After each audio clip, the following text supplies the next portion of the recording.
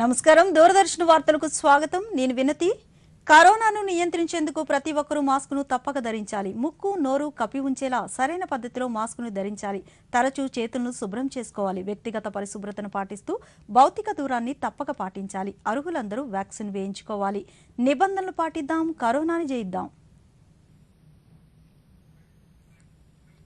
ఇప్పుడు ముఖ్యాంశాలు చూద్దాం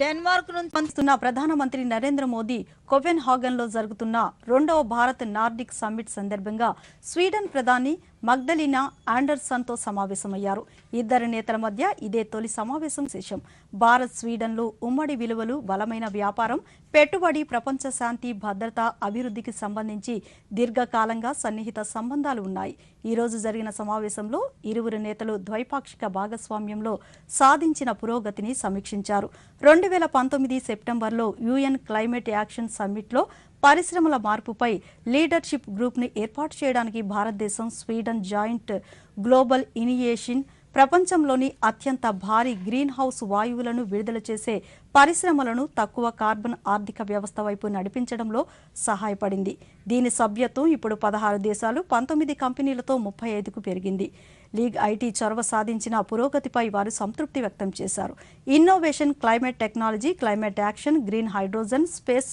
defence civil aviation trade economic బంధాల వంటి రంగాల్లో పరస్పరం మరింత లోతుగా సహకారాన్ని పెంపొందించే అవకాశాలపై కూడా ఇరువురు నేతలు చర్చించారు ప్రధానమంత్రి నరేంద్ర మోదీతో సమావేశం అనంతరం స్వీడన్ ప్రధాని మాగ్దలినా ఆండర్సన్ దూరదర్శన్తో ప్రత్యేకంగా మాట్లాడుతూ భారత్ స్వీడన్ దేశాల బంధాల బలోపేతమే లక్ష్యంగా పలు అంశాలపై చర్చించామన్నారు గ్రీన్ ఎలక్ట్రిసిటీ కారణంగా స్వీడన్లో పెట్టుబడులు పెట్టేందుకు అనేక కంపెనీలు సిద్ధంగా ఉన్నాయన్నారు భారత్ స్వీడన్లు climate technology climate action green hydrogen space innovation అంశాల్లో పరస్పర సహకారానికి సంబంధించి చర్చించామన్నారు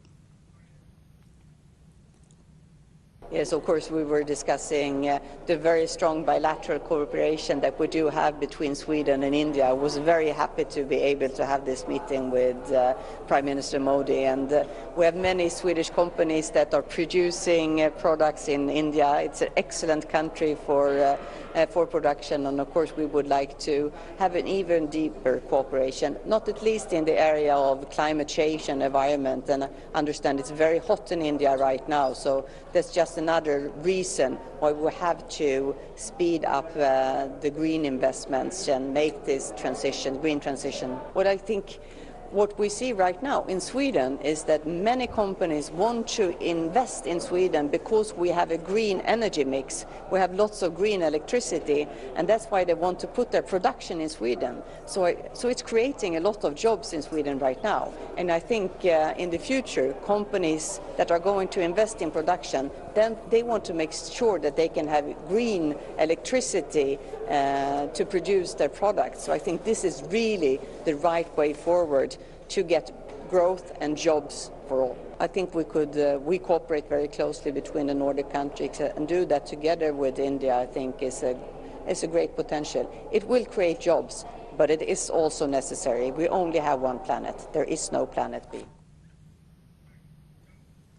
రెండవ భారత్ నార్డిక్ సమ్మిట్ సందర్భంగా కోపెన్హెగన్ లో ప్రధాని నరేంద్ర మోదీ నార్వే ప్రధానమంత్రి జోనస్ గర్ స్టోర్ ఐస్లాండ్ ప్రధాని కార్టిక్ జోకోబ్స్ డొటీర్తో సమావేశమయ్యారు భారత్ నార్వే భారత్ ఐస్లాండ్ బంధాల బలోపేతంపై ద్వైపాక్షిక సమావేశాన్ని నిర్వహించారు బ్లూ ఎకనామీ పునరుత్పాదక ఇంధనం ఫుడ్ ప్రాసెసింగ్ డిజిటల్ విశ్వవిద్యాలయాలు విద్యారంగంలో ఆర్థిక సహకారాన్ని మరింత బలోపేతం చేసే మార్గాలపై చర్చించారు ఇదే సందర్భంలో 2018 ఏప్రిల్ స్టాక్ హోమ్లో జరిగిన 1వ ఇండియా నార్డిక్ సమ్మిట్ సందర్భాన్ని ఐస్లాండ్ ప్రధాని కార్టిన్ మోదీ గుర్తు చేసుకున్నారు భారత్ ఐస్లాండ్ దేశాలు దౌత్య సంబంధాలలో 50వ వార్షికోత్సవాన్ని జరుపుకుంటున్నాయని ఇరువురు నేతలు గుర్తు చేసుకున్నారు లింగ సమానత్వాన్ని పెంపొందించడంలో ఐస్లాండ్ ప్రధాని చేస్తున్న ప్రయత్నాలను నరేంద్ర మోదీ ప్రశంసించారు డెన్మార్క్లో 2 రోజుల పాటు పర్యటించిన ప్రధానమంత్రి నరేంద్ర మోదీ నేడు ఫ్రాన్స్ బయలుదేరి వెళ్లారు కోపెన్హెగన్ విమానాశ్రయంలో డెన్మార్క్ ప్రతినిధులు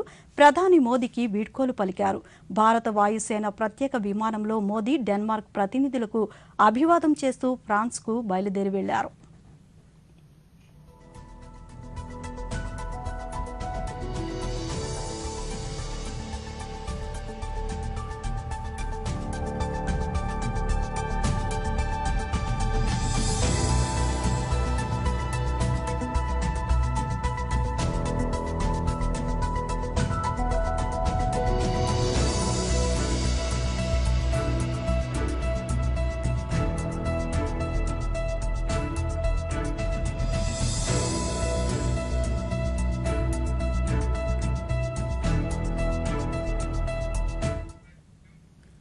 రెండవ భారత్ నార్డిక్ సమ్మిట్లో ప్రధానమంత్రి నరేంద్ర మోదీ పాల్గొన్నారని విదేశాంగ అధికార ప్రతినిధి వినయ్ క్వాత్రా తెలిపారు. ప్రధాని పర్యటనకు సంబంధించి విదేశాంగ శాఖ ఏర్పాటు చేసిన మీడియా సమావేశంలో ఆయన మాట్లాడుతూ డెన్మార్క్ ప్రధాని, ఫిన్లాండ్, ఐస్లాండ్, స్వీడన్, నార్వే ప్రధానులు పాల్గొన్నారని చెప్పారు.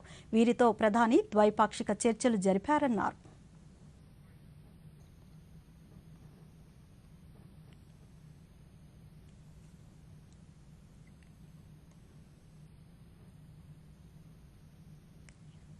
Today was the day of engagement with our Nordic partners, as part of which Prime Minister Shri Modi participated in right now on the ongoing second India-Nordic Summit with the Prime Ministers of Denmark, Finland, Iceland, Sweden and Norway.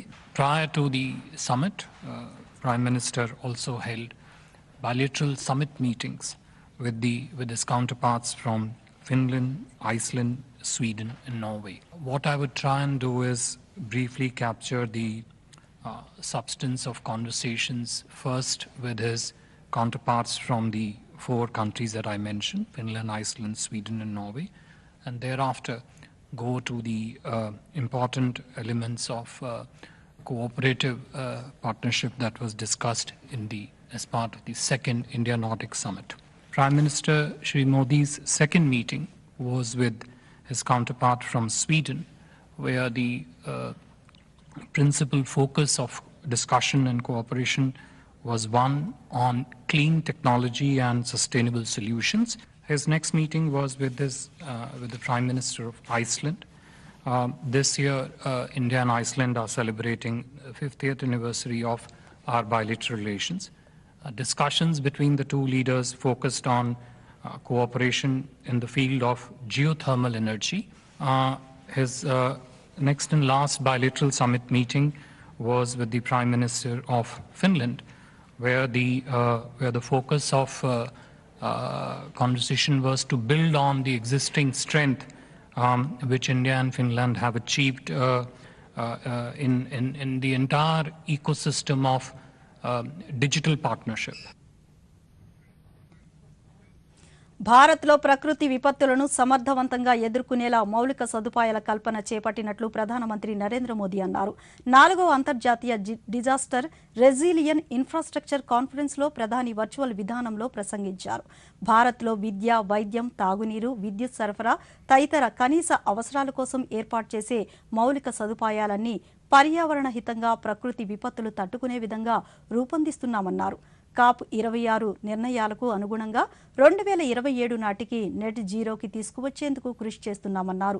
ఆధునిక సాంకేతికతను ఉపయోగించి వరదల వల్ల బ్రిడ్జిలు కొట్టుకుపోకుండా, భీకర గాలుల వల్ల విద్యుత్ సరఫరాకు అంతరాయం లేకుండా, అడవుల్లో మంటలు చెలరేగినప్పుడు కమ్యూనికేషన్ టవర్లు దెబ్బతినకుండా చూస్తున్నామన్నారు. తద్వారా ప్రకృతి విపత్తులు ప్రజల జీవితాలపై పెనుభారం చూపకుండా భారత్ ప్రణాళికాబద్ధంగా ముందుకు వెళుతున్నట్లు ప్రధాని మోదీ వివరించారు.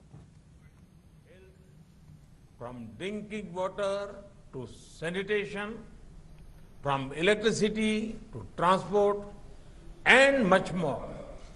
We are also tackling climate change in a very direct way.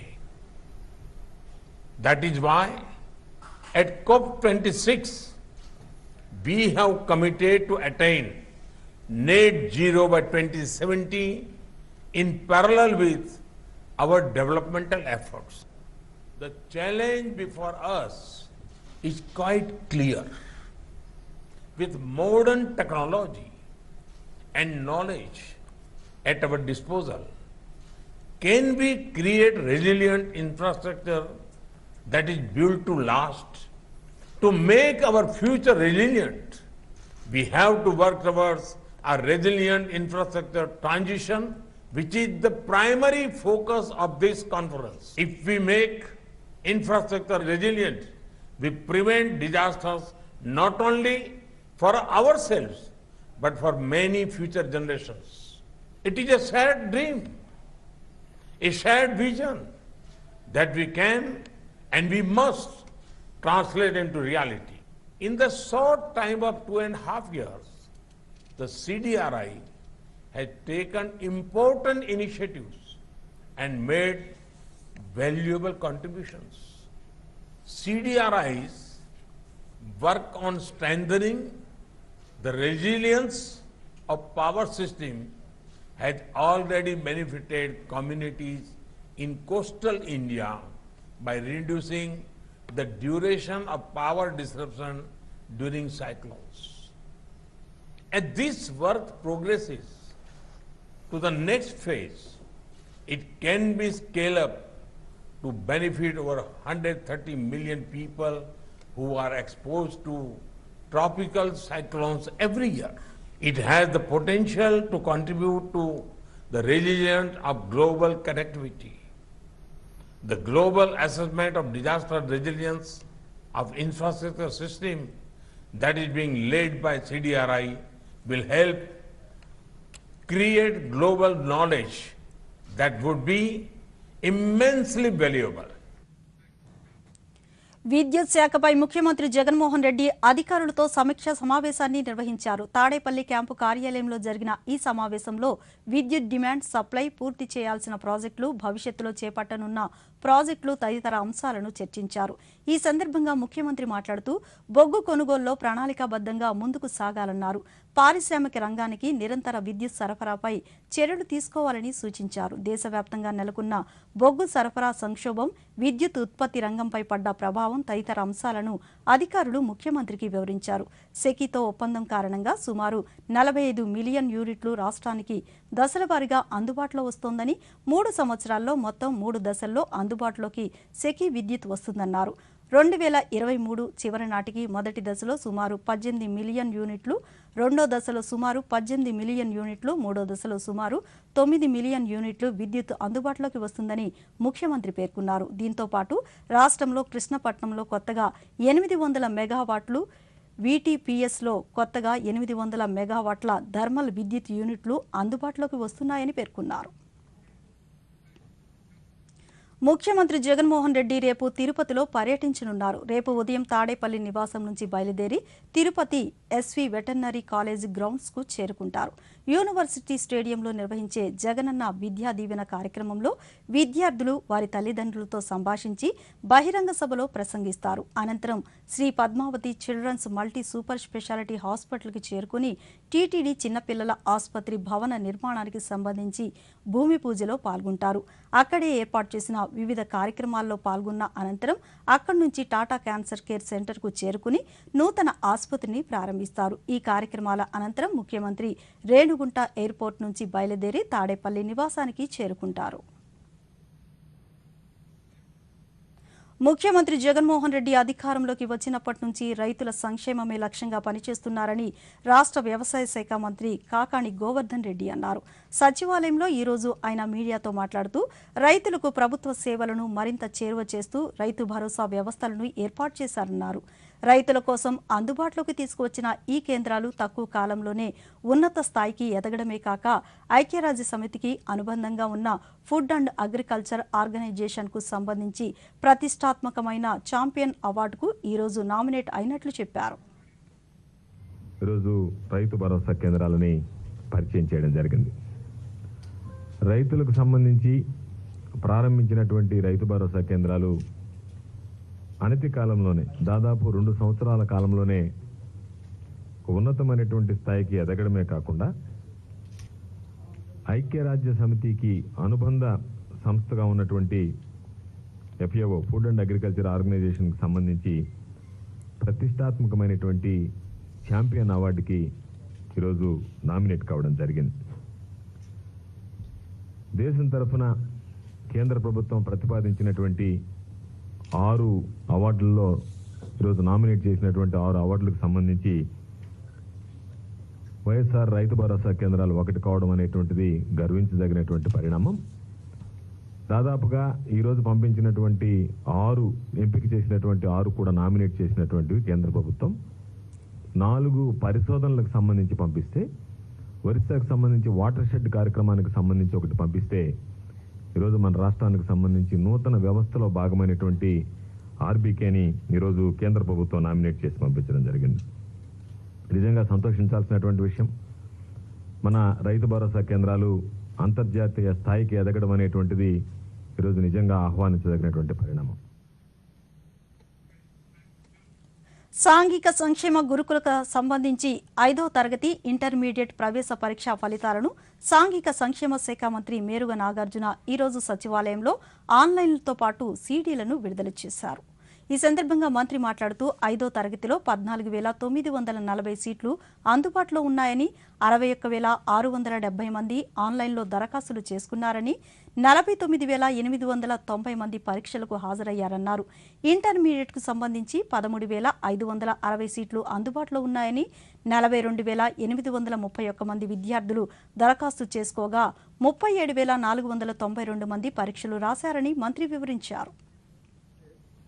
14,940 సీట్లు ఉన్నాయి రాష్ట్ర వ్యాప్తంగా. 61,670 మంది ఆన్లైన్లో అప్లై చేసుకున్నారు విద్యార్థులు. 49,890 మంది ఎగ్జామినేషన్ రాశారు. దరిదాపు 188 పరీక్షా కేంద్రాల్లో ఎగ్జామినేషన్ జరిగింది. అట్లాగే ఇంటర్మీడియట్కి సంబంధించి కూడా దరిదాపు 13,560 సీట్లు ఉన్నాయి. 42,831 మంది విద్యార్థులు ఆన్లైన్లో అప్లై చేసుకుంటే 37,492 మంది ఎగ్జామ్ రాశారు.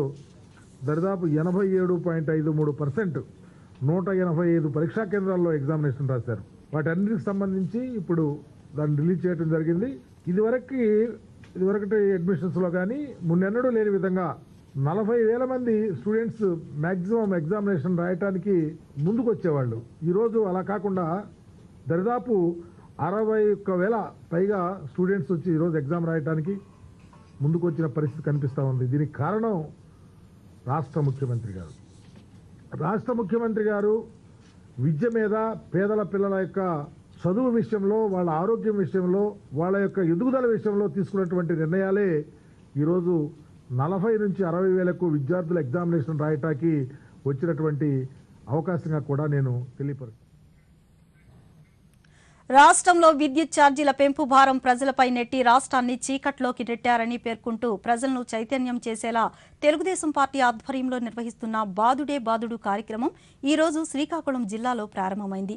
పార్టీ జాతీయ అధ్యక్షులు చంద్రబాబు నాయుడు పొందూరు మండలం దళ్లవలస గ్రామంలో పర్యటించి రాష్ట్ర ప్రభుత్వ నియంతృత్వ పోకడలతో వ్యవహరిస్తోందని ఆరోపించారు.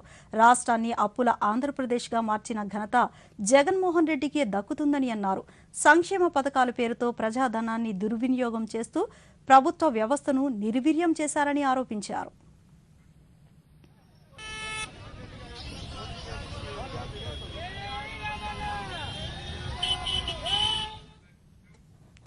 రేపో రేటు సహా కీలక వడ్డీ రేట్లను పెంచుతున్నట్లు reserve bank of India RBI ప్రకటించింది. ఈ మేరకు ఈరోజు అత్యవసరంగా భేటీ అయిన ఆర్బీఐ అనూహ్య నిర్ణయం తీసుకుంది.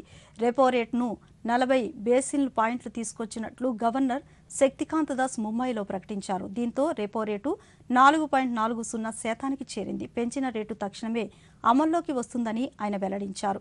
క్యాష్ రిజర్వ్ రేషియో సిఆర్ఆర్ను సైతం 50 బేసిస్ పాయింట్లు పెంచినట్లు తెలిపారు. దీంతో సిఆర్ఆర్ 4.50% చేరింది. ఈ నెల 21 నుంచి అమల్లోకి రానుంది. కాగా 2018 ఆగస్టు తర్వాత ఆర్బీఐ వడ్డీ రేటును పెంచడం ఇదే తొలిసారి. 40% with immediate effect.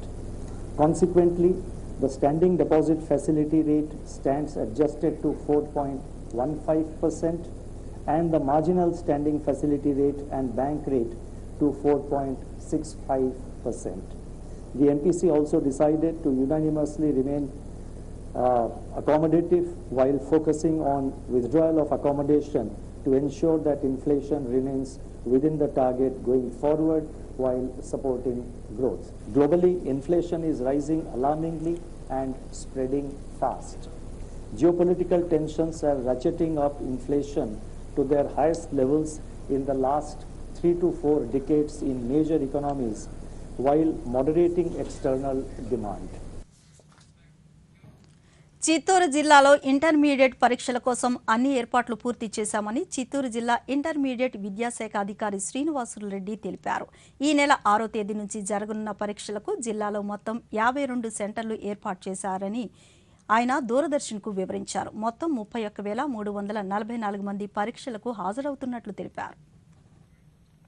ప్రారంభమయ్యేటువంటి ఇంటర్ ప్రథమ ద్వితీయ సంవత్సరం విద్యార్థులకు నిర్వహించేటువంటి పబ్లిక్ పరీక్షల నిర్వహణకు సంబంధించి చిత్తూరు జిల్లాలో అన్ని ఏర్పాట్లను కూడా పూర్తి చేయడం జరిగింది. అయితే మన చిత్తూరు జిల్లాలో మొత్తం 51 సెంటర్లను ఏర్పాటు చేసుకోవడం జరిగింది.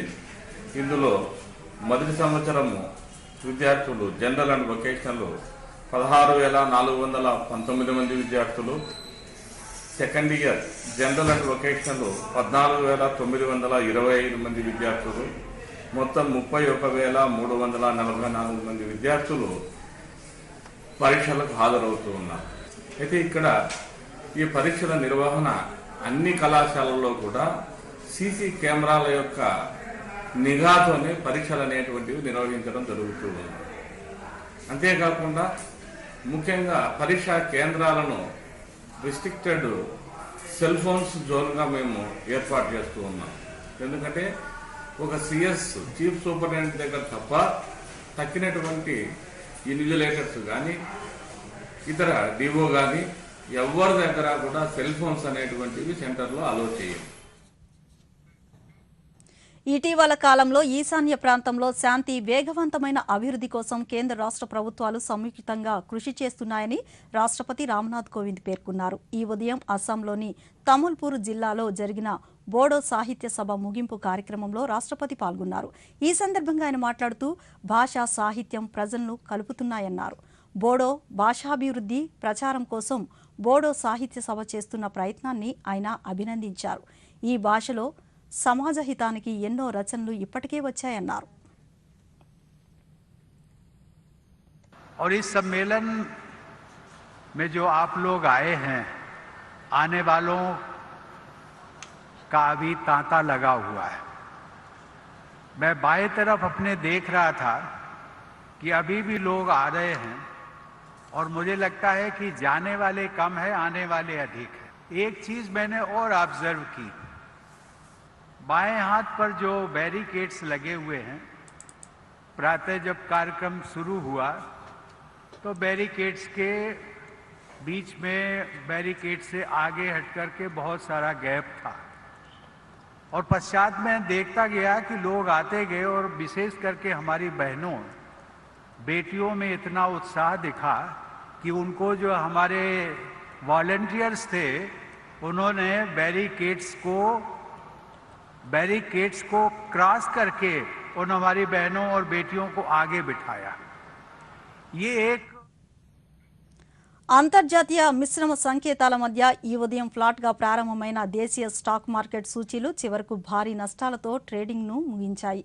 కీలక వడ్డీ రేట్లను పెంచుతున్నట్లు ఆర్బీఐ ప్రకటిస్తూ అనూహ్య నిర్ణయం తీసుకోవడంతో మార్కెట్ల భారీ పతనానికి ప్రధాన కారణమైంది. ఉదయం 57,125 వద్ద ఫ్లాట్ గా ప్రారంభమైన సెన్సెక్స్ ఇంట్రాడేలో 55,501 వద్ద కనిష్టాన్ని తాకింది. చివరకు 1,307 పాయింట్ల నష్టంతో 55,669 వద్ద ముగిసింది. 17,096 వద్ద ఫ్లాట్ గా ప్రారంభమైన నిఫ్టీ చివరకు 391 పాయింట్లు నష్టపోయి 16,677 వద్ద స్థిరపడింది. డాలర్తో పోలిస్తే రూపాయి మారకపు విలువ మార్కెట్లు ముగిసే సమయానికి ₹76.38 వద్ద నిలిచింది. తూర్పు విదర్భ నుంచి తెలంగాణ రాయలసీమ మీదుగా అంతర్గత తమిళనాడు వరకు ద్రోణి కొనసాగుతోంది. దీంతో పాటు దక్షిణ అండమాన్ సముద్రం దాని పరిసర ప్రాంతాల్లో ఉపరితల ఆవర్తనం కొనసాగుతుంది. దీని ప్రభావంతో మే 6వ తేదీ నాటికి అదే ప్రాంతంలో అల్పపీడనం ఏర్పడే అవకాశం ఉందని, ఇది వాయువ్య దిశగా కదిలి క్రమంగా వాయుగుండంగా తరువాత 48 గంటల్లో బలపడే అవకాశం ఉందని అమరావతిలోని వాతావరణ కేంద్రం అధికారులు తెలిపారు. వీటి ఫలితంగా రాష్ట్రంలో రాగల 3 రోజుల వరకు తేలికపాటి నుంచి ఒక మోస్తరు వర్షాలు, ఉరుములు మెరుపులతో కూడిన జల్లులు కురిసే అవకాశం ఉందని తెలిపారు. తీరం వెంబడి గంటకు 30 నుంచి 40 కిలోమీటర్ల వేగంతో ఈదురుగాలులు వీస్తాయని వెల్లడించారు. గుంటూరు జిల్లాలో ఈరోజు వాతావరణం మేఘామృతమై ఉండగా నూతనంగా ఏర్పడిన పల్నాడు జిల్లాలో ఉదయం నుంచి భారీ వర్షం కురిసింది. ముఖ్యంగా మాచెర్ల పట్టణం చుట్టుపక్కల ప్రాంతాల్లో కురిసిన వర్షంతో లోతట్టు ప్రాంతాలు జలమయమయ్యాయి. ఇందుకు సంబంధించి మా ప్రతినిధి రవిశంకర్ అందించిన మరిన్ని వివరాలను ఇప్పుడు చూద్దాం.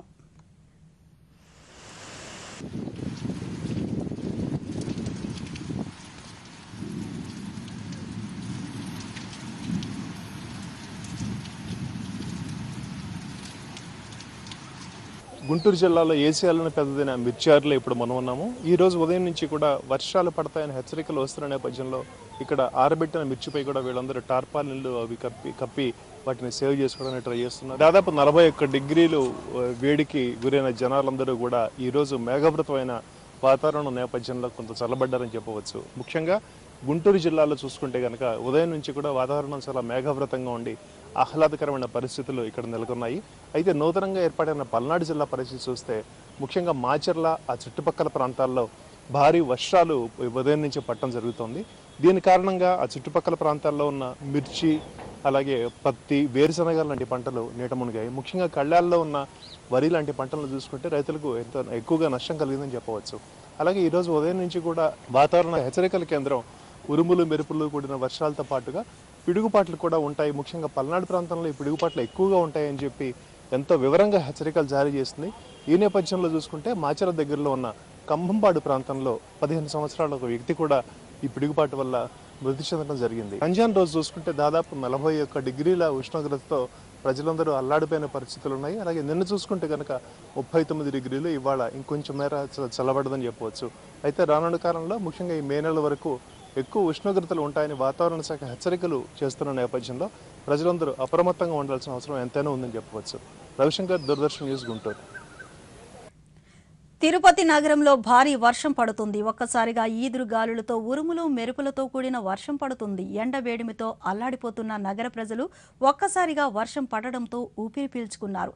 అయితే వర్షం కారణంగా పలు ప్రాంతాలు జలమయమయ్యాయి. ఈదురు గాలుల కారణంగా పలు ప్రాంతాల్లో విద్యుత్ సరఫరాకు అంతరాయం ఏర్పడింది.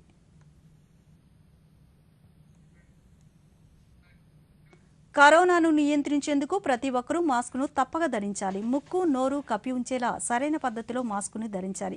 తరచూ చేతులను శుభ్రం చేసుకోవాలి. వ్యక్తిగత పరిశుభ్రతను పాటిస్తూ భౌతిక దూరాన్ని తప్పక పాటించాలి. అర్హులందరూ వ్యాక్సిన్ వేయించుకోవాలి. నిబంధనలు పాటిద్దాం, కరోనాని జయిద్దాం.